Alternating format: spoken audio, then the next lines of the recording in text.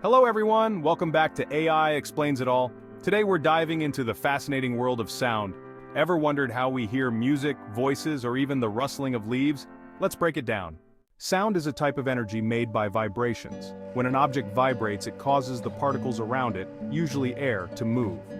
These particles bump into the particles next to them, and so on, creating a wave.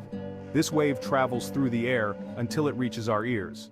Our ears are amazing at capturing these sound waves. The outer ear, or pinna, funnels sound into the ear canal. The sound waves then hit the eardrum, causing it to vibrate. These vibrations are transferred to three tiny bones in the middle ear called the malleus, incus, and stapes, also known as the hammer, anvil, and stirrup. These bones amplify the sound vibrations and send them to the cochlea in the inner ear. The cochlea is filled with fluid and lined with thousands of tiny hair cells. As the vibrations move through the fluid, the hair cells move, converting the mechanical vibrations into electrical signals.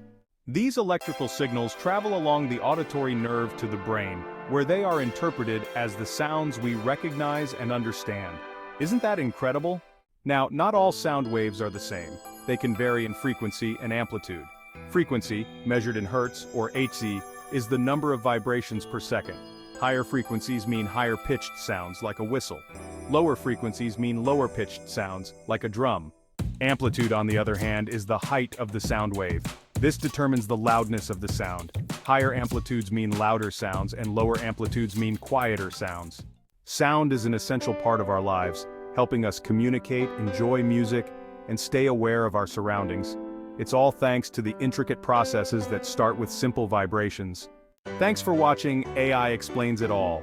If you enjoyed learning about the science of sound, give this video a thumbs up, and don't forget to subscribe for more fascinating explanations.